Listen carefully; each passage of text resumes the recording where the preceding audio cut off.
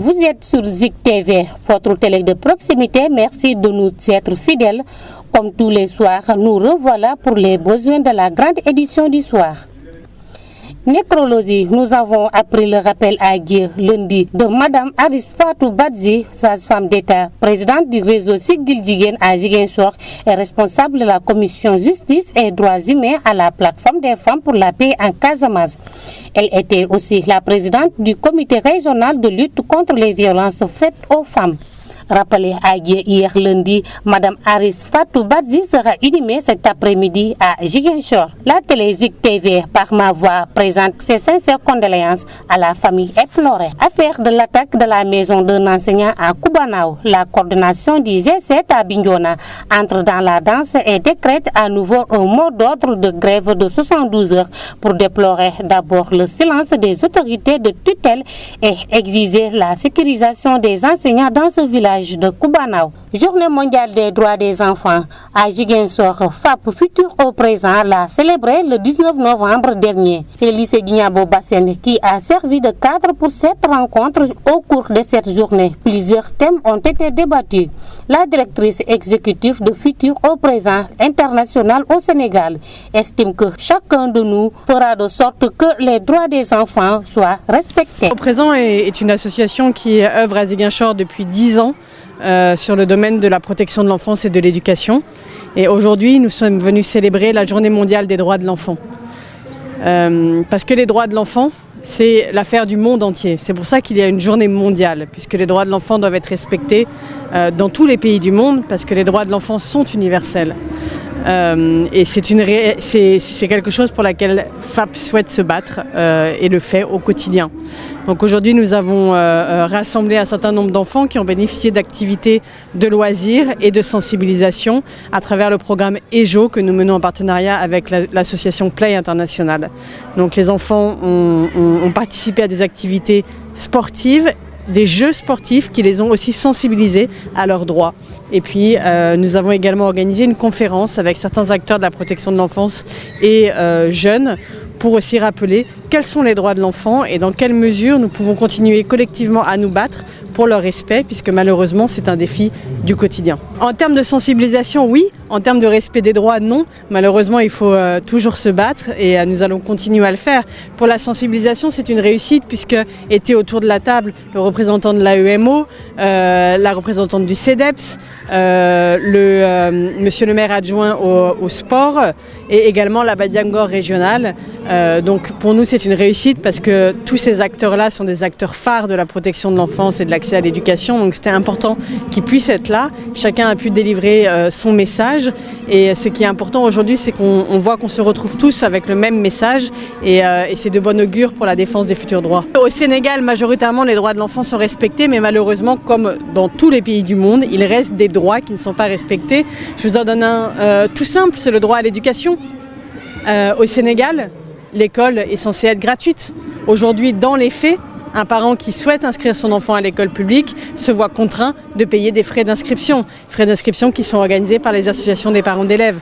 Les associations des parents d'élèves font un excellent travail dans les écoles, mais aujourd'hui, ils ont besoin de soutien, de ces soutiens financiers pour pouvoir améliorer les conditions dans les écoles et ils le font très bien. Mais aujourd'hui, force est de constater que de par ces frais d'inscription, certains enfants ne sont pas scolarisés. Parce que quand on est issu d'une famille vulnérable, qu'on a 3-4 enfants et qu'on doit payer 3 000 francs par enfant pour pouvoir lui donner accès à l'école, eh ben, on ne peut pas le faire et on renonce à inscrire son enfant. Et ça, c'est un droit de l'enfant qui est bafoué. La mairie de Ziguinchor, elle a été représentée par l'adjoint au maire chargé des questions sportives. Aline Sarro a magnifié la tenue de cette rencontre avant d'appeler au respect des droits des enfants. Je pense que quand ils nous invitent, donc, on n'est pas un terrain inconnu. Et du coup, vraiment, on apprécie ce qu'ils font. Nous, on sait en quelque sorte ce que ces jeux-là peuvent apporter. Je pense que ces jeux-là, en plus du ludique, permettent quand même de faire passer des messages, de tirer des leçons de vie. Je pense que c'est en ce sens-là que c'est important. C'est pourquoi aujourd'hui, quand ils nous ont appelés pour venir assister à cette activité, bon, on est venu avec beaucoup de joie et beaucoup de fierté. À cela également, il faut ajouter l'exposé, voire même la conférence qui a été animé en salle également, de partage avec les ados. Je pense que sur ce également, nous avons aimé et ça a été très bénéfique. C'est pourquoi vraiment, je pense que c'est une journée, ou bien l'après-midi en quelque sorte, a été très bénéfique et on s'en réjouit. Et on remercie Play International pour ça également. Nous remercions également FAP. Que là, on est en train de voir avec Play International au niveau de la commune. Parce que là, ceux qui sont là, c'est ceux qui sont en extra. Au niveau des écoles, il y a des gens qui déroulent des activités de Play International. Moi-même, je fais partie des enseignants qui déroulent ça au niveau de l'école. Mais bon, qui dit enseignant et qui déroule au niveau de l'école, cela suppose quand même que Play a eu une convention avec l'État du Sénégal à travers le ministère. Donc là, nous, on exerce, on fait dans le cadre normal de nos activités scolaires. Mais ceux qui sont en extrascolaire, je pense que c'est des gens qui méritent un accompagnement, c'est des gens qui méritent ne serait-ce le remboursement de transport à chaque fois qu'ils déroulent des activités du genre. Sur ce, je pense qu'on a partagé avec Play International. Vous n'êtes pas sans savoir que la mairie est dans les dispositions de mettre 6 parcours sportifs au niveau de la commune. Personnellement, j'ai dit à nos partenaire de Play International. Donc dernièrement, on a discuté avec le chargé de la jeunesse, mais également avec le directeur de cabinet du maire, pour voir comment est-ce qu'il faut faire pour avoir cette convention qui va peut-être consister à pérenniser la chose, parce que dans le futur, peut-être Play International va partir, mais si les gens de la commune, des citoyens de la commune sont formés, ils peuvent faire ces animations-là dans les aires de jeu qui seront aménagées par la commune. Lutte contre les violences basées sur le genre. Le collectif Dafadoy, en tournée nationale, était ce week-end à Ziguinchor. Au quartier Koloban, une rencontre de sensibilisation s'est tenue à l'endroit des populations. Les organisateurs ont invité à cet effet ces dernières à avoir le sens de la dénonciation en cas de viol. Chaque jour qu'on se lève, il y a un cas de violence.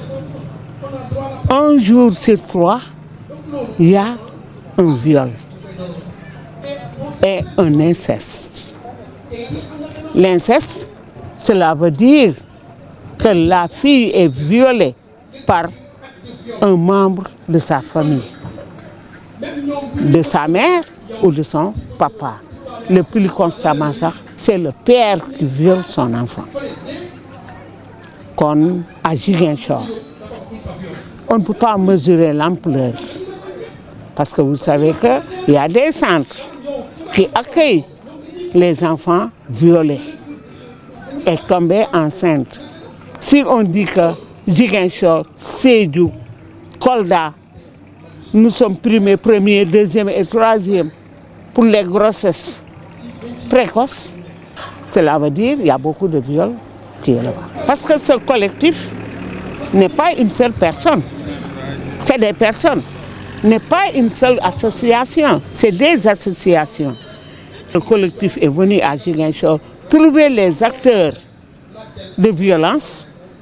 Je pense que ça va résoudre le problème. Et à qui on a des formations pour que les gens puissent dénoncer. Mais tu sais qu'à Ziguinchor, la dénonciation, c'est un délit pour la population. La chargée de communication de ce collectif a par ailleurs exhorté les populations ziguinchoroises à s'approprier de ce projet pour décourager le phénomène. Un phénomène dont l'ampleur est gravissime, selon Mme Ndeye Bouba Seck, dont les propos sont recueillis par El Hadj Malick Sané. L'objectif du collectif, c'est surtout de lutter contre les violences basées sur le genre, les violences faites aux femmes et aux filles, mais en particulier de lutter contre le viol à travers la vulgarisation de la loi criminalisant le viol. On y est et c'est l'événement. On est là pour vulgariser cette loi. On a lutté pour avoir d'abord cette loi.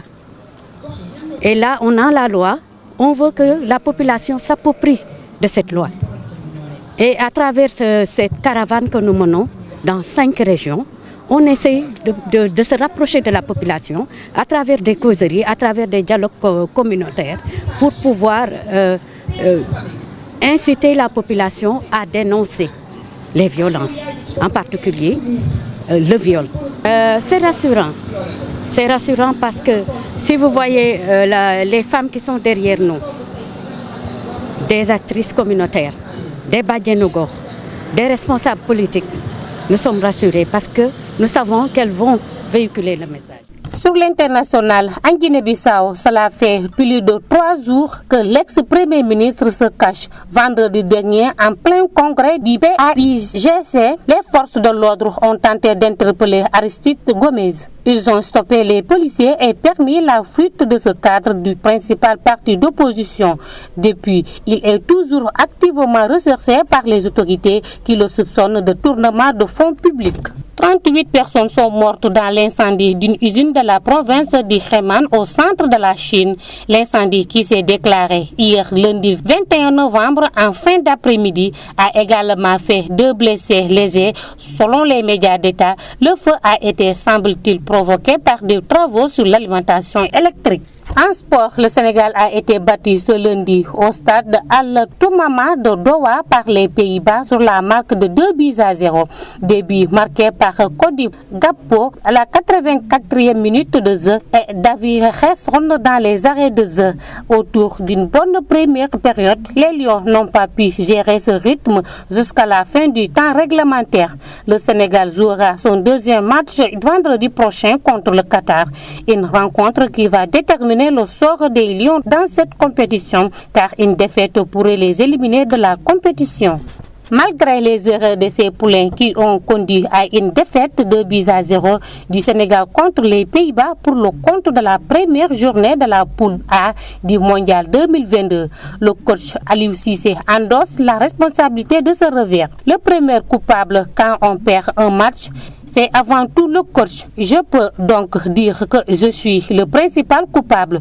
Nous avons eu des opportunités de marquer. Nous allons nous baser sur ça pour continuer, analyse-t-il. Amis téléspectateurs et internautes de Zik TV, c'en est tout pour aujourd'hui. Merci de nous avoir suivis. Un autre rendez-vous demain sur votre télé de proximité.